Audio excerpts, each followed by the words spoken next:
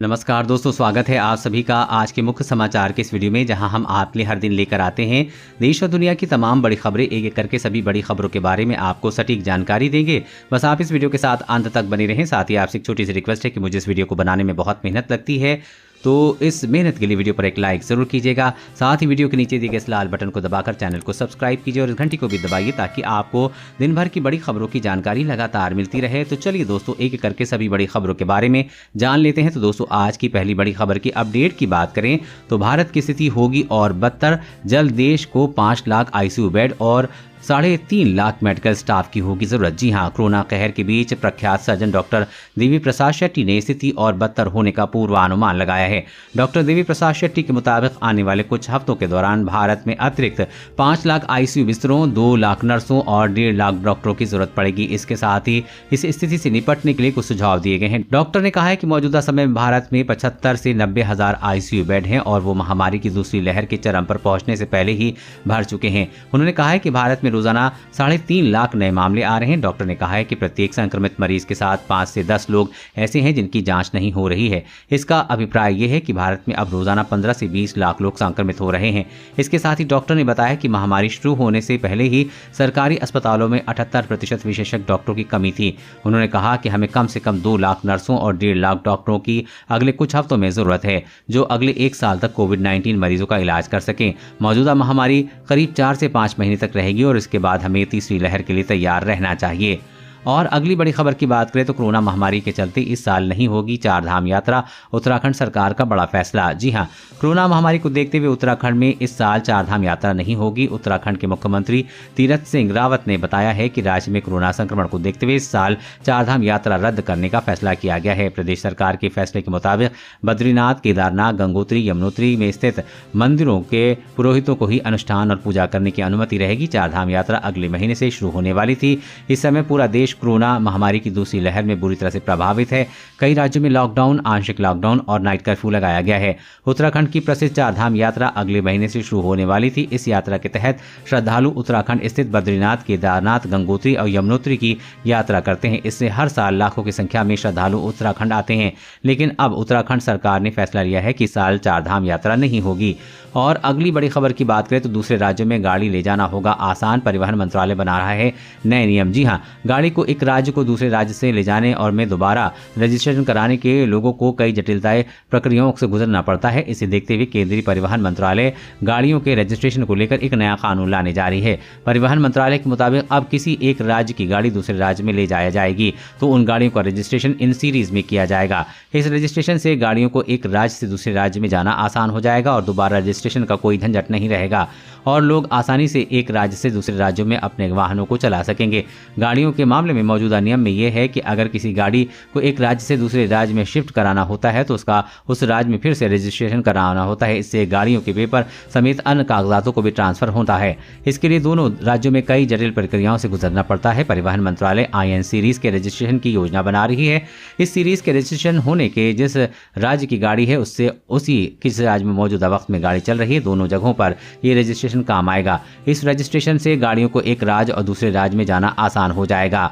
और अगली बड़ी खबर की बात करें तो कोरोना को काबू करने को राज्यों से बोला केंद्र। ज्यादा मामले वाले राज्यों में लोकल कंटेनमेंट जोन जैसे उपाय करें। जी हां, केंद्र ने राज्यों और केंद्र शासित प्रदेशों को आदेश दिया है कि जिन जिन जिलों में कोविड-19 के ज्यादा मामले हैं वहां वायरस के प्रसार को रोकने के लिए लोकल कंटेनमेंट जोन बनाने जैसे उपाय किए जाएं। गृह मंत्रालय ने महामारी को देखते हुए नए दिशा निर्देश देश में कहीं भी लॉकडाउन लगाने के बारे में कुछ नहीं कहा है, लेकिन राज्यों एवं केंद्र शासित प्रदेशों से कहा है कि जिन जिलों की पहचान करें जहां या तो कोविड-19 संक्रमण की दर 10% से अधिक है, जहां पिछले 1 हफ्ते में बिस्तर भरने की दर 60% से अधिक है। गृह मंत्रालय ने कहा कि इसमें से किसी भी मानक को पूरा करने वाले जिलों को गहन और स्थानीय कंटेनमेंट जोन बनाने के उपायों के लिए विचार किया जा सकता है। गृह मंत्रालय के आदेश के समय सामुदायिक निरुद्ध क्षेत्र और बड़े निरुद्ध क्षेत्र जैसे इलाके बनाने की रूपरेखा लागू करने के लिए स्वास्थ्य एवं परिवार कल्याण मंत्रालय की सलाह को भी इसमें जोड़ा गया है। बयान में कहा गया है कि कोविड-19 प्रबंधन के लिए राष्ट्रीय दिशा निर्देश को पूरे देश में कड़ाई से लागू रहेगा। गृह मंत्रालय का आदेश है कि 31 मई तक प्रभावी रहेगा। और अगली बड़ी खबर की बात करें तो बढ़ा खतरा फेफड़ों ही नहीं शरीर के बाकी अंगों पे भी हमला करता है कोरोना वायरस। जी हां, देश में कोरोना की दूसरी लहर का हमला तेज हो गया है। बेलगाम कोरोना के चलते देश में पिछले एक सप्ताह से हर दिन कोरोना के 3 लाख से ज्यादा केस सामने आ रहे हैं। कोरोना की दूसरी लहर में इस बात के संकेत मिले हैं कि वायरस न फेफड़ों पर हमला करता है बल्कि कोरोना के हमले से शरीर के कई अंग भी प्रभावित होते हैं। हेल्थ एक्सपर्ट का कहना है कि जैसे जैसे शरीर पर कोरोना वायरस का हमला बढ़ता है वैसे वैसे ये शरीर के इम्यून सिस्टम को कमजोर करने लगता है और शरीर के अन्य अंगों पर हमला करने लगता है। वायरस दूसरी बॉडी पार्ट्स में सूजन पैदा कर रहा है। अगर किसी व्यक्ति को डायबिटीज, हाइपरटेंशन या मोटापे की समस्या है तो फिर कोरोना का शरीर पर का असर और ज्यादा होता है। वायरस दिल पर बड़ा हमला करता है। ये वायरस मरीजों के दिल की मांसपेशियों में सूजन पैदा करता है। इसके साथ ही किडनी पे हमला करता है। SARS-CoV-2 कोशिकाओं पे बड़ा हमला करता है जिसकी वजह से किडनी समेत कई अंगों की कोशिकाएं संक्रमित हो जाती हैं। वायरस किडनी में पहुंचने के बाद सूजन कर देता है जिसका असर किडनी के टिश्यू पर भी पड़ता है। इसी वजह से यूरिन की मात्रा कम हो जाती है। और अगली बड़ी खबर की बात करें तो गंभीर महिला के लिए नई पहल, व्हाट्सएप हेल्पलाइन पर मैसेज करते ही मदद को पहुंचेगी महिला आयोग की टीम। जी हाँ, देश भर में कोरोना अपना कहर बरपा रहा है। हर तरफ मरीजों की लंबी कतारें हैं, अस्पतालों में बेड नहीं है, ऑक्सीजन नहीं है। ऐसे में गर्भवती महिलाओं के लिए और अधिक मुश्किलें खड़ी हो जा रही हैं। गर्भवती महिलाओं को अस्पतालों में तुरंत इलाज नहीं मिल पा रहा है। इतना ही नहीं, कई गर्भवती महिलाएं खुद कोरोना पॉजिटिव हैं।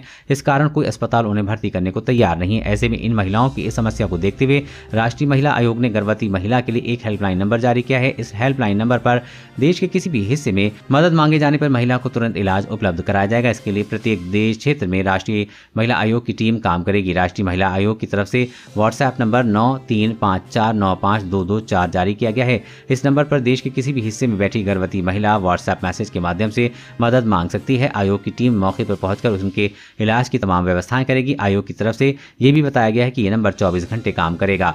और अगली बड़ी खबर की बात करें तो महाराष्ट्र में अभी जारी रहेगी तबाही। जुलाई अगस्त में आएगी कोरोना की तीसरी लहर। सीएम उद्धव बोले अभी से ही रहें तैयार। जी हां, कोरोना वायरस की दूसरी लहर से सबसे अधिक प्रभावित महाराष्ट्र ने अभी से ही संभावित तीसरी लहर की तैयारी शुरू कर दी है। कोरोना की दूसरी लहर का ढलान आना बाकी है। इस बीच महाराष्ट्र के मुख्यमंत्री उद्धव ठाकरे ने महामारी वैज्ञानिकों से बातचीत का हवाला देते हुए कहा है कि महाराष्ट्र में जुलाई और अगस्त तक तीसरी लहर आने की संभावना है। उन्होंने राज्य प्रशासन से तीसरी लहर के लिए तैयार रहने को कहा है और बुनियादी ढांचे को बेहतर करने के निर्देश दिए हैं। वहीं एक सीनियर अधिकारी ने कहा है कि जुलाई और अगस्त में महाराष्ट्र में कोरोना की तीसरी लहर आएगी।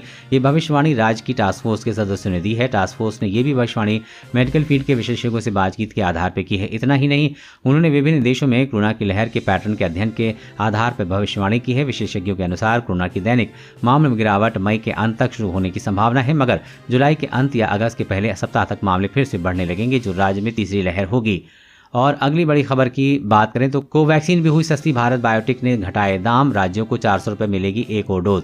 जी हां, सीरम इंस्टीट्यूट के बाद भारत बायोटेक ने भी अपने वैक्सीन के दाम घटाने का ऐलान किया है। भारत बायोटेक ने राज्यों के लिए अपने टीके कोवैक्सीन की कीमत 200 रुपये प्रति खुराक घटा दी है। हैदराबाद स्थित भारत बायोटेक ने पहले अपने कोविड-19 टीके वैक्सीन की कीमत राज्य सरकारों के लिए 600 रुपये प्रति खुराक और निजी अस्पतालों के लिए 1200 रुपये प्रति खुराक निर्धारित की थी। अब कंपनी ने राज्य सरकारों के लिए इसकी कीमत घटाकर 400 रुपये प्रति खुराक कर दी है। कंपनी की ओर से जारी बयान में कहा गया है कि मौजूदा समय में कोरोना से जंग के लिए पब्लिक हेल्थ सिस्टम को मजबूती देने के लिए यह फैसला किया गया है। कंपनी का कहना है कि हम भारत में इनोवेशन को बढ़ावा देना चाहते हैं और हमारा लक्ष्य देश में पब्लिक हेल्थ केयर को मजबूत करना है। और अगली बड़ी खबर की बात करें तो केजरीवाल सरकार का प्लान, दिल्ली में 18 साल के ऊपर के सभी लोगों को अगले 3 महीने में होगा टीकाकरण। जी हां, दिल्ली के मुख्यमंत्री अरविंद केजरीवाल ने गुरुवार को बताया कि अगले 3 महीने के अंदर दिल्ली में 18 साल से अधिक उम्र के सभी वयस्कों को कोविड-19 वैक्सीन लगाने के लिए एक योजना तैयार की गई है। केजरीवाल ने कहा है कि वैक्सीन लगाने के लिए बड़े पैमाने पर वैक्सीन सेंटर की स्थापना की जाएगी और पात्र लोगों को टीका लगवाने के लिए आगे आना चाहिए।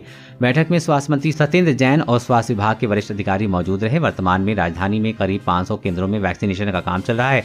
वहीं जैन ने पिछले कुछ दिनों में जांच कम होने के पीछे लॉकडाउन के कारण लोगों की आवाजाही प्रतिबंधित होने का कारण बताया है। राजधानी में स्वास्थ्य अधिकारी पिछले कुछ दिनों से हर दिन 75,000 जांच कर रहे हैं।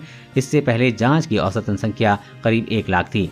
और अगली बड़ी खबर की बात करें तो सरकार के साथ बातचीत को तैयार हुए किसान। राकेश टिकैत बोले बात कृषि कानूनों को रद्द करने पर होगी।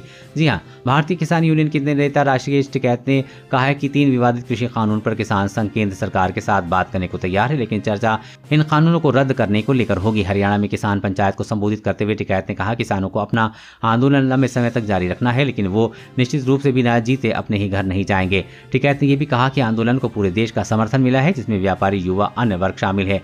बीक्यू जदयू नेता ने कहा कि अगर सरकार संयुक्त किसान मोर्चा के साथ बातचीत बहाल करना चाहती है तो वो तैयार हैं। उन्होंने कहा कि जब सरकार बातचीत करना चाहेगी तब संयुक्त किसान मोर्चा बात करेगा, लेकिन अगर सरकार इन कानूनों को 18 महीने के लिए निलंबित करने जैसी चीज़ों पर अड़ी रही तो वो बातचीत नहीं करेंगे। इस दृढ़ है कि उन्हें ये कानून वापस लेने होंगे और कोई भी बात इसी बिंदु पर शुरू होगी। दोस्तों, आज की खबरों में बस इतना ही। इसी तरह हर रोज़ काम की खबरें जानने के लिए आप हमेशा हमारे साथ जुड़े रहें। हमारे साथ जुड़ने के लिए वीडियो के नीचे दिए गए लाल बटन को दबाएं और साथ ही इस घंटी को भी दबाइए ताकि आपको हर खबर की सटीक जानकारी मिल सके। जय हिंद, धन्यवाद।